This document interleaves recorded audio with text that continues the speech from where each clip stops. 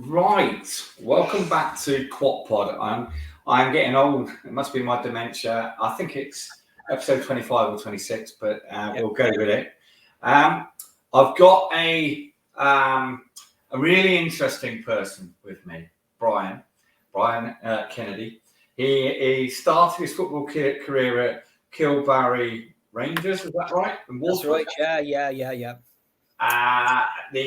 And if you we'll go through his books in a minute, but if you read his book of One Flew Over the Crossbar, which is on screen right now, and I can tell you now, I don't read a lot, and I've read it in 4 days. It was brilliant. So he's at Kilbarry Rangers. They're a highly prominent football team in Ireland. They're taking it by storm, as you'll notice when you read his books.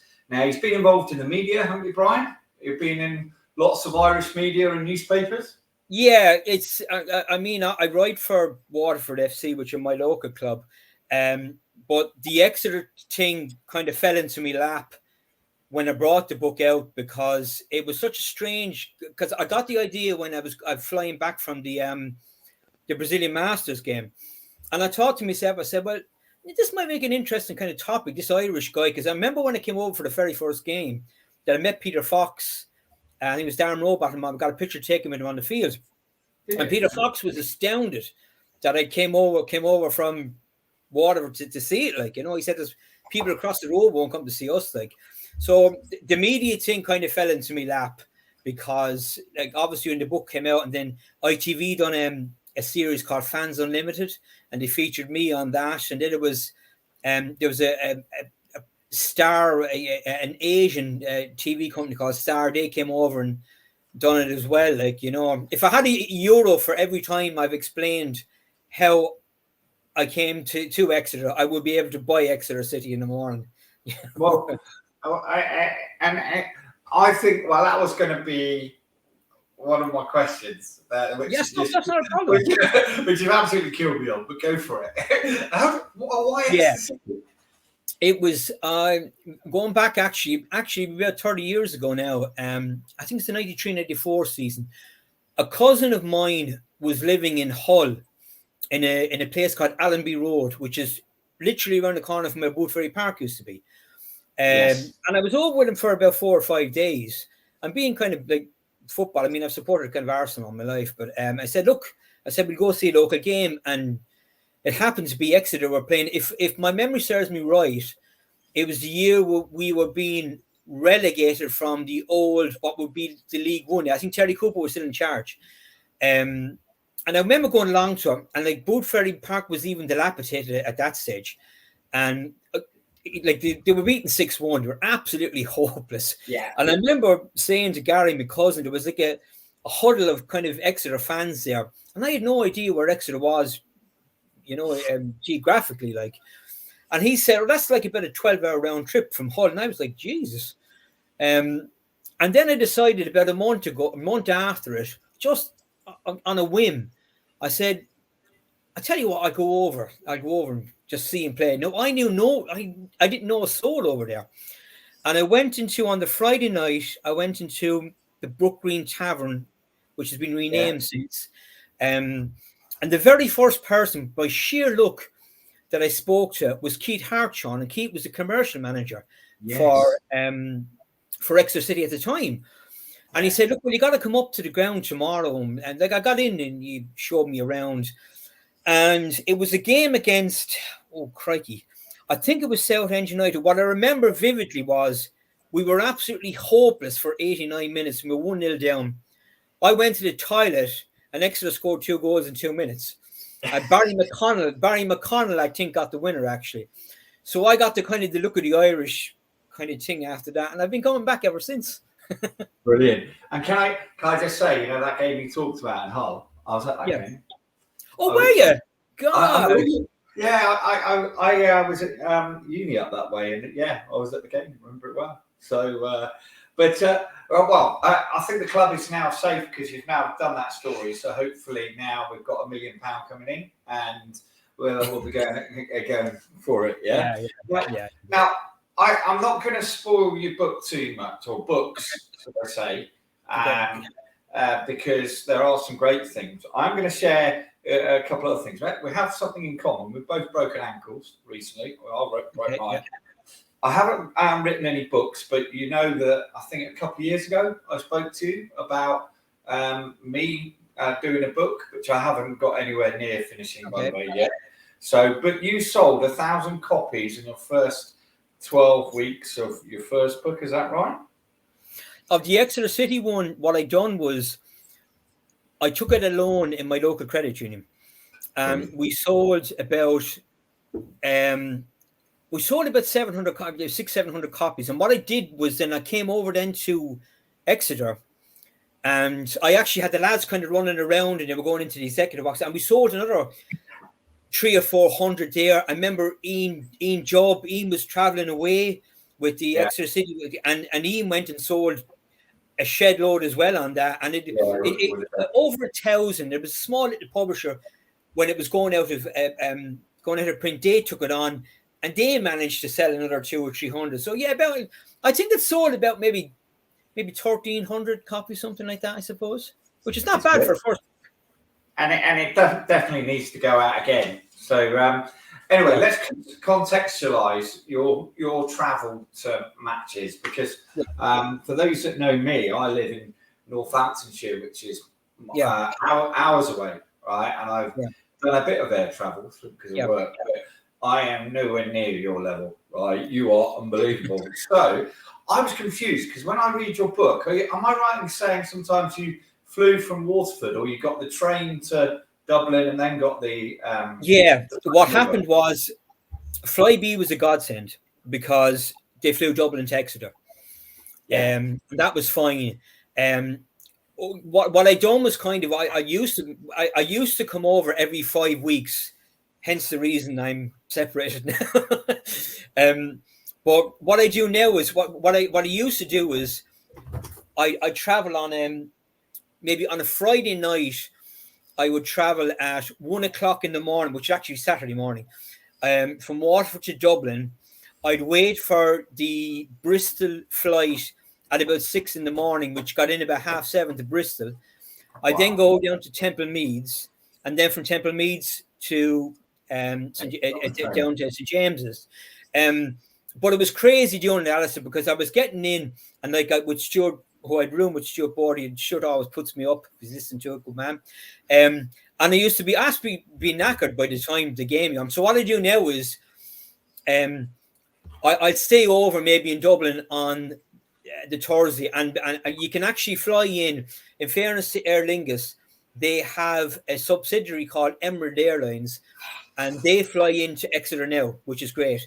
And they fly in at, I think it's an 8 o'clock in the morning flight, and it's in about 9:10, which is perfect. So if I wanted to come in on a match day, I can do that, and I can fly back at 10 o'clock the next morning. But I come and stay for the 2 days anyway. So that's kind of what I do. Yeah, that's what I do. And I don't know that off camera I asked you a question because reading your book, I know you're comfortable to talk about it as well, because I believe you've remortgaged your house at least 4 times to pay. Right. What it is, it's I won't say it's what I've actually remortgaged 3 times. And a lot of that, look, there's 2 or 3 credit cards I completely maxed out, and that was Exeter. And what we've done is, and it's a pity I can't show you actually, because I'm in my little office here, but alongside of it I have a bar, and everything Exeter orientated is in that. And we built that on as an extension.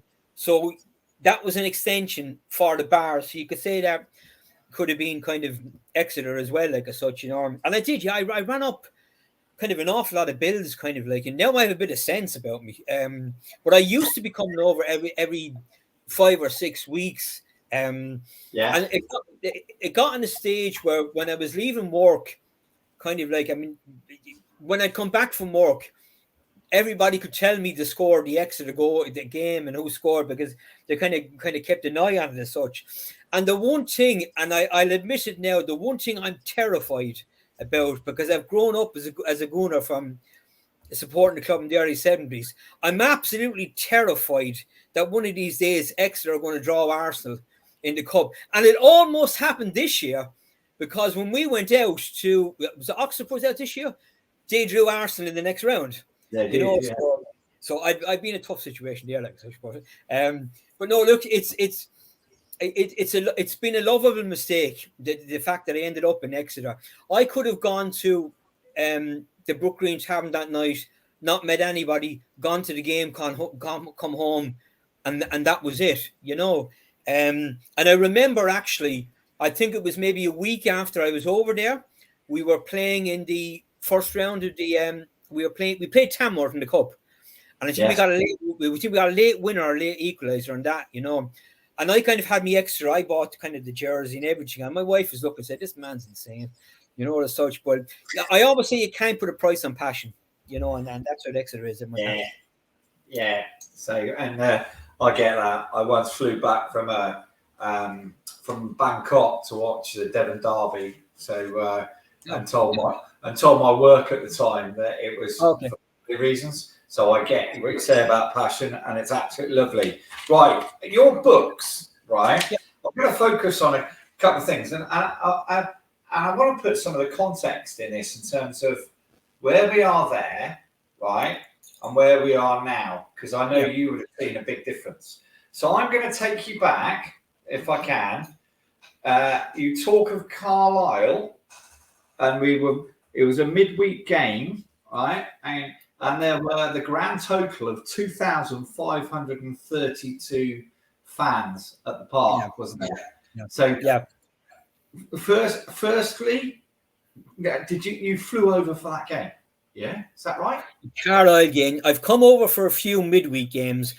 I came over for, and I got to think here now.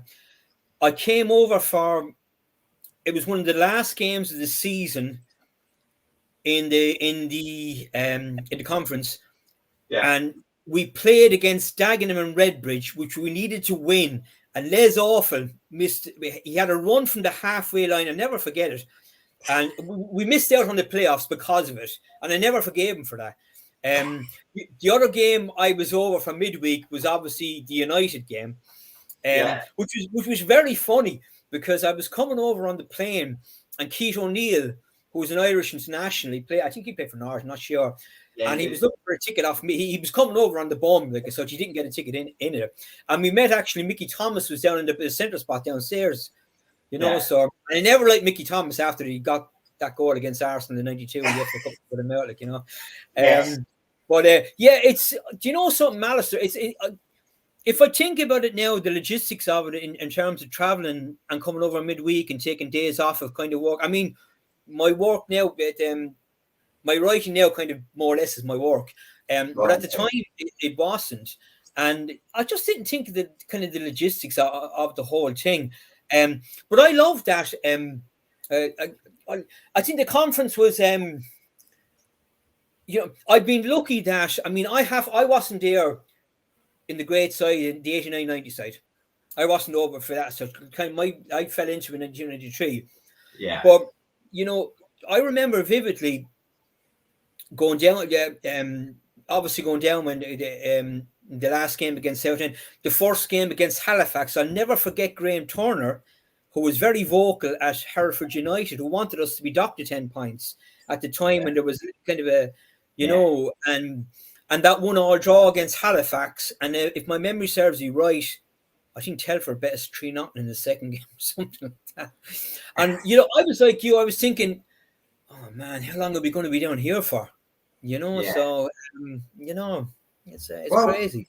Well, and you talked about travelling to United, but let's do the first game first, right? And what I found really interesting about your book, and honestly, everybody, it's a great read in terms of the build-up of that season, how we were doing, because we were placed nicely in the league, weren't we? You were talking about the cup run with Accrington away, which I didn't recall, if I'm honest. But you've got a better memory. Then you talked about Grimsby Town at home. And Santos Guy scored his 8th goal from centre back, didn't he, in that game? Right, I didn't know that now. I did not know that. No, that's in your Good stat. Good stat. that's in your book. So I'm trying to remember. I guess still I can't. You know. But, so well, if I put it in the book, it's obviously there. And then if we look at the gates and stuff, because I like talking about gates a little bit. Yeah. We got 5,000 for the Doncaster game. Yeah. But then just before United, did we play Lee RMI away or at home? Can you remember? Oh God, I don't. I know I was due to go to one game. There's only 2 games I ever came over for Exeter. We won 1-0 away to Lee RMI. Now I can't say for certain stat.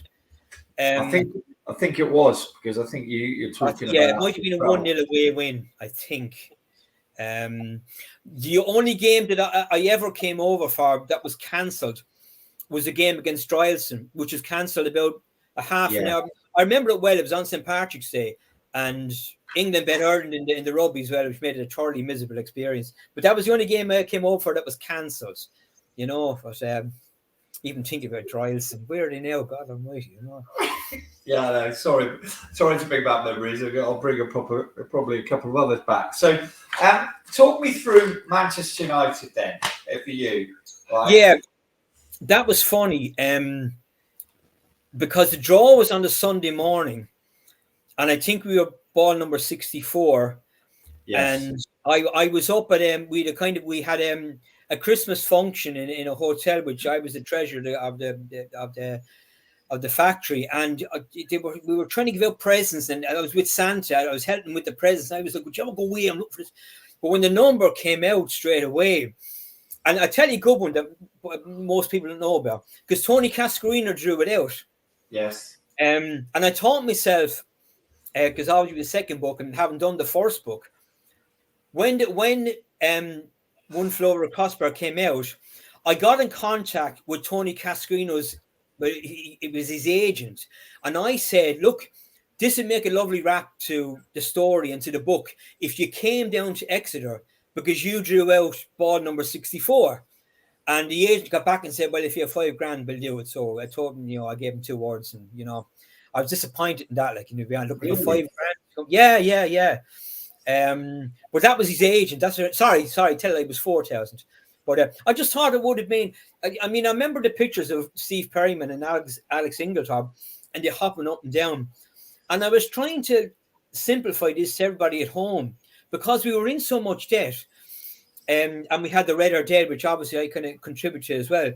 And I knew the same as yourself that we're going to Old Trafford, and if they get any kind of a decent crowd, I was thinking, okay, it's Exeter, they might get 25, 30. But if we get a decent crowd, this will save the club, irrespective of the score.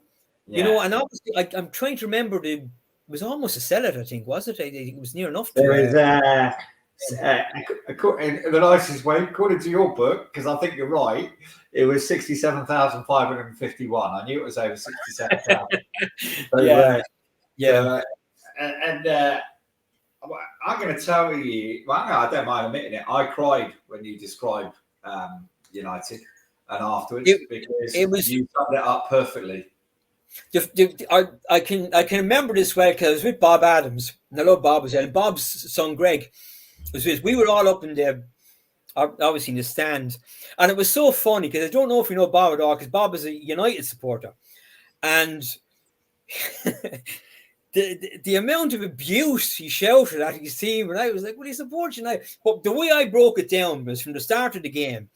I said to the lads, if we get through the first 20 minutes without them scoring, we'll be all right. If they score in the first 20 minutes, we're in trouble. So the first 20 minutes came on. Andy Taylor put a ball into the side net, which we thought was gone in. So I said then, well, if we can get to half time here, half time became 60 minutes, and in 70 minutes, I actually relaxed for the first time in the game. I said, you know what? If they score now, they're pox. They've got to let it go. And then, of course, Ronaldo came on.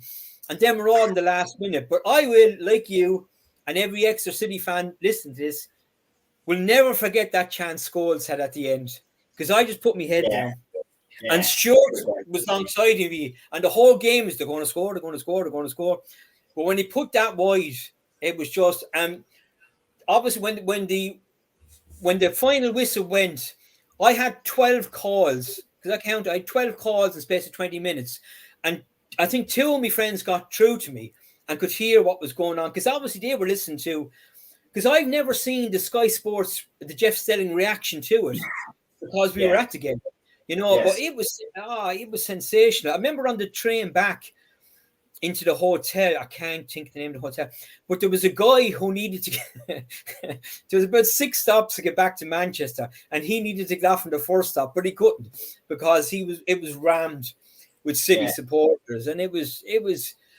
I mean, there's some things in my 54 years in the start, birth of my 2 kids, being up there. But that day is something I'll cherish for the rest of same as yourself and every Exeter City supporter. I cherish for the rest of our life. And you summed it up really well because you and I will both remember that literally, and I as an Exeter fans, we're looking at that scoreboard every 30 seconds going. Yeah. And by the way, other people, I've said it before on the podcast. My daughter was born about a week later, and I was. It wasn't very impressive that I'd gone. So my wife is still not that happy about that. Oh, so, glad I didn't know that. Congrats, I didn't know that. Yeah, she's 18. She's 18 now. Oh my god. And follows Exeter. So now you've talked about United, and by the way, I had a great experience with police officers and stuff. They were Man City fans and got a round of applause in motorway services. And you went on the booze, didn't you? You had a bit of a party in Manchester. Oh my God! You see, I didn't know because Greg was with me, and Greg likes to spend money, but I didn't know in England. Well, he had Bob's credit card, and he just wanted the champagne, and I was like, "Whoa, hang on, like," because I'm a JD, I like me Jack Daniels, but he went on. We were up till about 7 o'clock in the morning. But the great thing about Alistair was that we stayed up so we could get the papers the next morning. And I flew back. I actually flew from Manchester back to Waterford, which was great. So I was back in Waterford at about 12 o'clock the next morning, already plotting the return game at the replay, I should say, at St James's. Yeah. And probably I think you did the same as me because I live out in the area. I was wearing my Exeter shirt and I went in and bought every newspaper in the shop. You did. Yeah, I know you did that because you put it in your book, didn't you? So it was absolutely surreal. And we met one guy.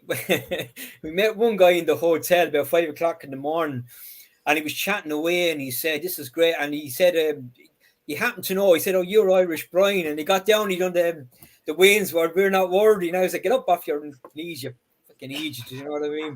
But it's funny, like because I wrote my 15th book is coming out this year, and I've sold close on 20,000 copies of the books. But the Exeter one is the one everybody kind of comes back to because that's the one that I genuinely only wanted to write. I always wanted to write a book, and that was going to be it. But I got so much kind of attention because like the Sun and the Mirror and the newspapers. And I was on Irish TV here, and I thought, well, that's when One Flew Over the Crossbar came a couple of years later. Yeah. And I should really finish the trilogy, but we'll get round to it at some stage, I suppose. Yeah, you definitely need to finish the trilogy, and I need to read book 1, which I know, talking to you prior to us starting today, you're going to send me a copy, which I promise you I will read while I'm on holiday this year. So because I've got a bit of a long time to read it. Now, I know that I'm going to call him Les Affle, not Les Awful, right? But you just talked about it. I think you summed it up very nice. Don't worry, you summed it up very nicely, and I didn't do this connection when he came on at Man United. You were desperately hoping he scored a winner. I didn't realise he was the Liverpudlian until you put it out there. Yeah. So. Actually, the replay was funny because I was sat about 4 rows in front. I can't swear that Bobby Charlton was there or not, but I was sat 4 rows in front of a Manchester United contingent. Right. And every time Ryan Giggs came down my side, for some reason I always I suppose being an Arsenal fan, I wouldn't be a fan of United. But I always criticise Giggs for not playing as many games for Wales as he should have, and putting his maybe it's me putting his club for a country. But I was shouting this the whole time, and I won't mention. He's a lovable chap. I won't mention. But he came down and said to me, "Brian, do you ever shut up?" No, that was surreal as well. To be honest about it, Alistair, the result, I won't say the result didn't matter. It would have been lovely to put him out. But the fact that the club had been saved from a seemingly an impossible situation. I mean, the Red Dead was fantastic. And the amount of money that got, and I loved giving over. It was Ian Huxham at the time. It was €1,100 or so. I have a picture of the check at home. And I love doing that like as such, you know. And I've been very lucky that in the 30 years of coming across him, I've actually come across some of Exeter's best times. I've come across us, obviously, the depths of going down to the conference, to back-to-back promotions, to Wembley, you know, and I mean the Markham game. If you're talking about les awful moments, I never forgive Billy Jones for when Lee Phillips scored the early goal. Never forgive him going in the sideline. I said, just put the ball out over the stadium, will you? Didn't. They scored a goal from then, and it obviously won 2-1. And I always hated Sammy McIlroy for that dance he done as well. Oh, got to be that it. And I'm going to tell you this. I had a little statue of the Virgin Mary. I had it in my hand the whole game. I think I turned it away at the end of it. I was disgusted. I did not, and anybody knows me will tell you this, I did not enjoy one single minute of the Cambridge game. Because it was like, I remember we were back in the hotel. Back in the hotel when we, I remember now, when we lost to Markham. Markham fans are there. And Lee Elam, that played with us. Yeah. Okay, I never forget this. And Ian Tarr will tell you this. He came in and sat down, chatted with all the Markham fans, signed autographs and everything. I thought, you know what I mean? You know, but I remember saying to Pete Skinner, Pete, another fan as well, I said, look, we'll go up to the playoffs. But when Rob Edwards scored a goal, that was fine. Everybody hopped around, and that's fine. And again, anybody knows you, on my mum's life, this is true. In the 86th minute of that game, I couldn't take it. I went down to the toilet and I said, right, I'm underneath the Exeter contingent here, right? So all I've got to hear is a roar. That means if it had scored it, they won. And it was funny because I was down there and there's about 20 other guys who were down there who wouldn't admit that they were too scared to watch the last 4 minutes. So kind of like, oh, I need to go to the toilet and I'll have a drink. But we were all the same. We were terrified, you know. And there was such, and you remember this as well, there was such a release of after, like, oh, thank God, we've done it, like as such. I don't think I could have taken. So were you down in the toilets when that what I classed as the seminal moment of that game with Cambridge, with 2 or 3 minutes to go, Moxie gone down the left, and the big "We Are Exeter" went up, and literally it was like the whole end were doing it, and it was like, no, we've got to do this. We've got to get behind the team. We've got to roll them home. But I think that was quite a moment. It was like, no, we're not having any more of this. We're going to go. This is the time. Yeah. So you missed the final whistle. I missed the final whistle. I ran up, and some guy about 30 stone nearly killed me. He hopped on top of me, and I nearly went over the side of a railing. So I missed that. The only other time I've done that, Alistair, is when we got up to League One, and I went down to that last horrific day against Huddersfield, with Ryan Hardy scored the goal 10 minutes in time. In the rain. I wasn't there either. I was down the bowling green. Really? I walked down the stadium. I couldn't take it. My nerve was just gone. And I walked in, and Jeff Selling said, we'll go to St. James's Park now. Please. And that was it. And I stayed there with the same mentality, the same stupid mentality that if I hear a roar, we're all right. Now, I shouldn't have, because looking back on it, if it had been a relegation match to go out of League Two, I would have said something. But it would have only been, relegation to League One. But it was important. And of course, we built on that then under Paul Tisdale, like as such. And we built on that with our highest position in League One. I missed coming over for the game against Sheffield. I tried everything against Sheffield Wednesday. It was around December, and it was snowing, and the plane was cancelled. Oh, 5-1. Yeah, we probably lose. We won 5-1. Yeah. So look, I've been lucky that we've been there, and I can tell you one thing, another thing. I have an insight as well to when we went down 2003, because Karen Lewis would have been the daughter of Lewis and Russell, who were there as such. And I talked to her a few times, and I know when I stayed with Keith Hartran, used to have a pub. I think it was the Traveller's Rest. I could be wrong, but he had Don Goodman and Chris Curran were staying there with him, and I was staying there as well. And Don was there when Neil McNabb was manager, and Neil McNabb didn't fancy him at all. Which surprised me, because Don, I thought he still would have been good at that stage. Can I put some context on that for our younger viewers?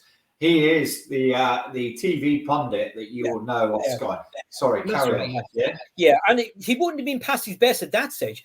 But I remember Don telling me that we were 3 or 4 games into the season. I can't say it was Torquay, I'm not sure, but we lost 2-1. It might have been Torquay. And Russell came up to him in the parking lot afterwards, and he said, "Listen, we're not going to get relegated, are we?" And that was like 4 or 5 games into the season. And look, everything that went on, the Uri Geller thing that came up. I know I'd spoken a few times to him as well. I know he was at odds with him. The funny thing about the Neil McNabb thing was, there's 2 words that kept Neil McNabb in the job that he was, and that's Kevin Miller. Because Kevin Miller was playing a blinder every single game. We drawed maybe 6 of 10 games. Every single game, he was clawing balls out of the top corner. And then eventually, look, hindsight is 2020, and I keep saying this. If we'd have got Gary Peters 3 games earlier, we would have stayed up. Yeah, we would. But would we have stayed up with the same debt and Russell and Lewis there? So maybe going down to the conference made us find our own identity to being a trust-born club as such. And I say this all over. People go on about Barcelona. I say this, that we're a trust that we are literally, we kind of own the club as such. And I say this to people the whole time. Waterford, when they were Waterford United, and to give you a bit of history, Lee Power used to play for Norwich City. He's from Waterford. He bought the club. And interestingly, Andy Piley, who owns Fleetwood Town, now owns Waterford FC, which has been very interesting because of developments in. I'm not sure he did. And when the club were struggling here, and they struggled for years with like 400 or 500 people at games, I remember the club asking several times, wanting to come over and to study the Exeter model that is trust bond. I was saying, well, there's 2,000 or 3,000 members of the trust as such. And a lot, what they do in Ireland, obviously over here, we're dwarfed from the GEA, which is like we're the second standard over here. But a lot of clubs, like Cork, which is a city down, they were a trust club as well. So some clubs use that model now as such, And do you know what? And do you know what? That's one of the reasons for the podcast. And the FC Panachaika 1891. Try saying that when you've had 3 Jack Daniels. They've done 1 episode, and they're actually following what we're doing, and they're going to be coming on again in another couple of episodes. And that's one of the key things for this, because I know that there's a lot of people around Exeter. And I know you will get this. I don't want to offend anybody, but some of our younger supporters are getting frustrated, shall we say? And I don't think we should ever lose sight. And I think you summed it up really well. Our identity, because we grew our identity by going non-league, and we did it the tough way. And there's a lot of people that have done a lot of work. And for example, what you just said about your 1,100 euros, right? I don't think a lot of people get that. And I think you'll agree with me. If we hadn't played Man United over 2 games, we may actually not have a football club now. Yeah, it was, and I remember it's something that you never forget when you're down in the conference. And look, as I said, the first year we didn't get up. I remember we lost to Telford. I'm not sure the Margate. The one game that made me question my sanity was when we played at home to Canvey Island, and the pitch was horrendous. Alex Ingram sharp. The game never should have gone ahead. And we lost it 2-0, and it rained incessantly. And a guy called Kezi Ibi, who was on loan with us, he actually scored their first or second goal. I remember I had my program, which I wrote for. Actually, I enjoyed writing for it, and the program was so true. And I was furious with myself. I was like, "What am I doing here?" And I went up to the bar and just said, I got absolutely annihilated on Jack Daniels. But that's only a small just to go to One Flew Over the Crossbar. And the best story that I've heard that I didn't actually see, and I don't know is the guy watching. I don't know who the guy is, but his name on X-Web was Yovel Grecian. And the St. Alban game that you might remember, where it absolutely hammered down with rain for the entire game. And I think Dean Moxey might have got a winner in the last minute. It's St. Albans, yeah. St. Albans? Yeah, St. Albans, yeah. Yeah, the game I drove home in my... Sorry to spoil everybody's image in my wife runs, and walked in my house in my wife runs. Right. So, that was you. That's brilliant, yeah. That's brilliant. Because I put it in the book. Yeah, because I said it to one of the lads. I said, and he read it in the book. He said, someone didn't drive home bollock naked. They did. I thought that was brilliant. But I knew it was you, but that's a brilliant story, and you can't buy that. I mean, I'd love to put that in a film. Like, I've often thought of writing a screenplay for these things, but you know, great comedy. That's fantastic. Like, you know, it really is. Just to bring up, I mean, you're throwing games in, right? I remember they had the big storm, and they only had 1 tree left by the ground. And then another thing I remember is that I went in the stand because it was throwing it down the rain, and I thought I stand, but I'm going to sit because it's so wet. It was biblical, wasn't it? And me and my party went to sit in some seats, and they were proper old wooden seats. And then the guy came up and went, "No, they're reserved. They're the director's box." So I'd actually, by accident, sat in the seats assigned for the directors of St. Albans. So I think I paid an extra £1.50 or something for the privilege. And then I said, "Well, I can't sit there. There's no more seats left." And they said, "Oh, we'll better give you your money back." They gave me my money back and sent me back onto the terrace. So as you do. So that's brilliant. That's brilliant. Yeah, it's brilliant. Yeah. So, but it wasn't me. There. Is it Yovel Grecian that drove home naked? Is that it was Yovel Grecian. Yeah, and that he had stripped off and drove home. And I've never met the guy in that respect, but it tied in nicely with it. And look, it's great to see that. I mean, you'd remember Exeter long before I was there. That they were still okay when we went to the conference. The crowds dipped a bit. I understand that as such, but you'd still get a couple of hundred people would travel away. I mean, you've mentioned my kind of travels, and that's fine. But you know, fair dues to the guys that when Darlington were in the league, when making that trip up. And am I right in saying that one year they postponed it? It was postponed when people were halfway up. 3 times, was it? Wow. Yeah. What a story that is. So I can't claim to try to get to every game, right? I didn't go to the first one. The second one I got as far, and I'm sorry, just for the benefit of logistics, I lived in Milton Keynes at the time, which is near London, right? And I got as far as Meadowhall Shopping Centre at Sheffield before the game was called off. Right. And on the third one, I was that frustrated, and it became sort of like the quest of the Holy Grail, right? Yeah.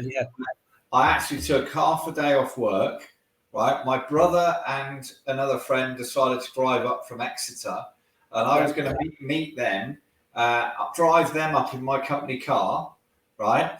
Now, you may remember that the Sun newspaper called up Exeter City, and do you know this about the minibus? Right? And it was quite funny.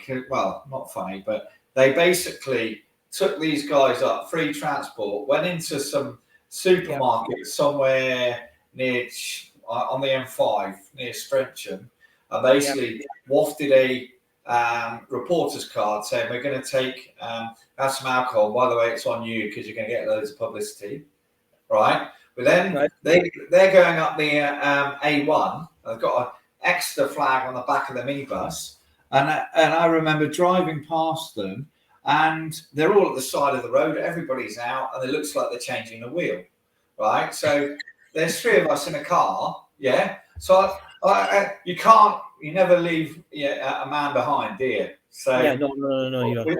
We pulled onto the hard shoulder, right, in front of them, came back and said, hi guys, you need help? And they were like, oh, no, we're okay. The journey was a bit boring, so we decided that we had a problem and changed the tyre just for the newspaper.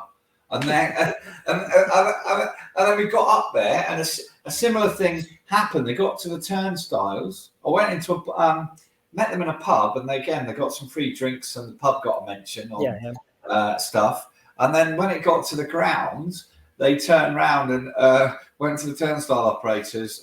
They better be going in for free, right? And they better not be paying. Like the power of newspaper reporters, and they were like, right. That's good. So that was quite a game, yeah. But that, as I said, in context of it, like even that are traveling, up north, 12-hour round trips. Fair dues to the city supporters that do that every second week, and that don't even think about the cost of going to these places as such. That's that's astonishing. It really is, and hats off to them, because they've been doing it year after year after year as such, And I try to get across to people that, like, I know a lot of people that they support Exeter, don't support anybody else. I know they have their big team, so to speak, but a lot of people would say that, like in Ireland here, there's a mentality here now of, if you support League of Ireland clubs, people say, yeah, but what English team do you support? And they're trying to. Damien Duff has taken over Shelbourne, and he's instilled that kind of ethos in there. And the crowds are getting bigger over here as well. Like the Blues, Waterford United, that they're playing tonight against Bray Wanderers. But Waterford, when they're Premier, will draw 4,000 or 5,000 people to a game, because it's a professional setup up there. It's a 5,000 all-seater stadium. So it's not. I was trying to explain to some people, it's not. Some wooden stand that's decaying and falling apart. It's a fantastic setup over there. And as I said, we try to put that across. The clubs like Shamrock Rovers and Dock are making slight inroads into the Europa League and stuff like that as such, But no, I always like people that I would never question people and saying, have you a second club? If you support Exeter, you support Exeter, and that's it, But and I think it's highly amusing, because in your books you talk about all the people at work that are Man United fans. So, and I know you're quite clear in your book that you supported Arsenal, but it's quite clear that you've got a huge soft spot for Exeter and that you are a fan. So, are you going back? Were you working in a factory at the time? What were you doing? Yeah, I used to work in ABB Transformers, which had 176 of the degenerate gamblers, womanizers, Never met the like of these people before in your life, but it was a nutcase of a place to walk in, but I loved it. I loved walking there. Fantastic. It was. Worked there for 14 years.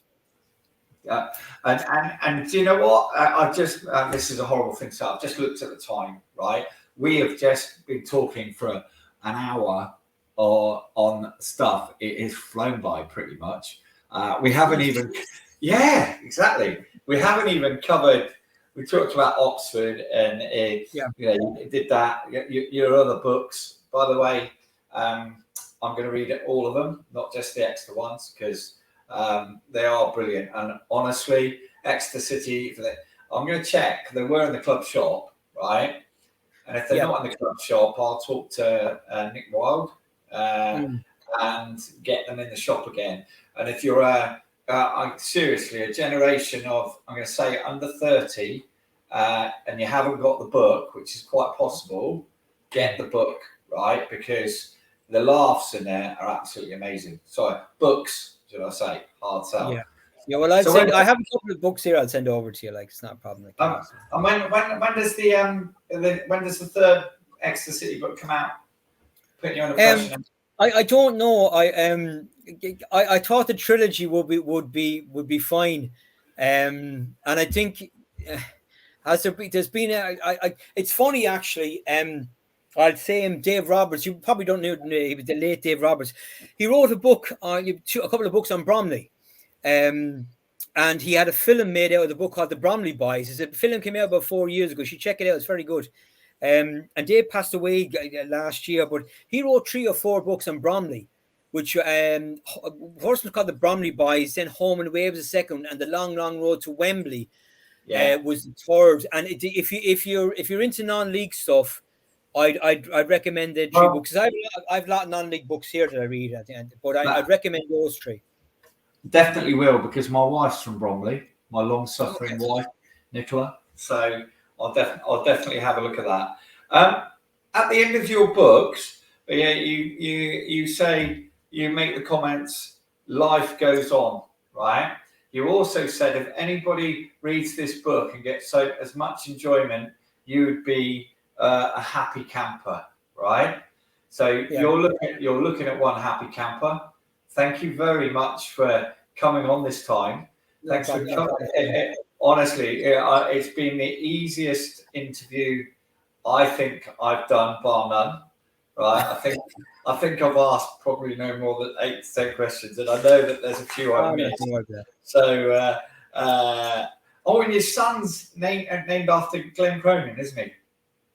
Callum, yeah. I try to rope my daughter and my son into it. My daughter's kind of funny actually. She was born on the 29th of May, and had she been born 3 days earlier, she would have been on the day that the 26th of May, which was Arsenal had a certain game up in Anfield that they needed to win 2-0. I was going mad that she was born 3 days after us as such. Not on 1989, but it would have been nice on the 26th. But Callum is, and they'll never forgive me for it. I mean, I have pictures of him in Exeter City stuff and like that. I've tortured the poor kids, to be honest about it. And Callum's out.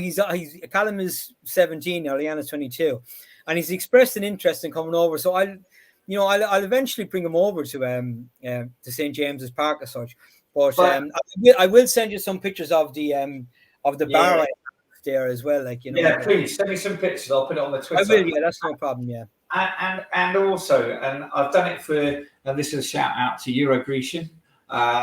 I've got a regular friend that I pick up from airports occasionally for games. So if you ever need a little bit of transport, Luton, Birmingham, East Midlands,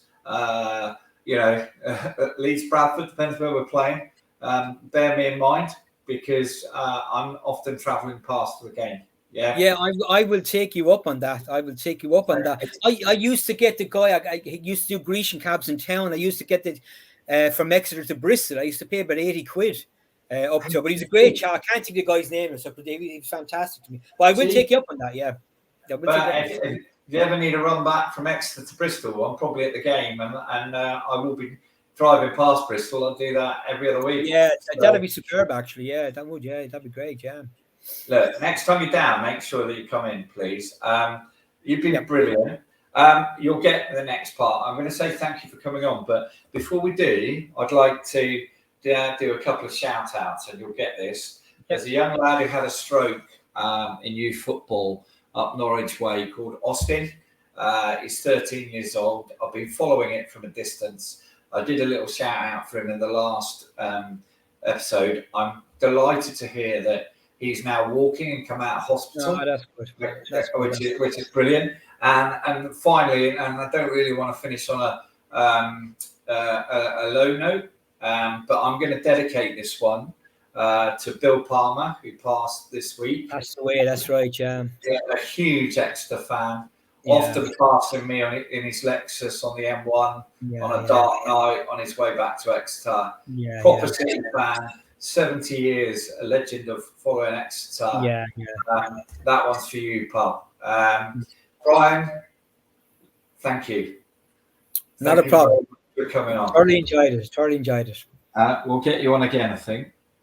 That's no problem. Yeah, that's no problem. We'll talk about the new season. Take care. See you later. Take care. Okay then.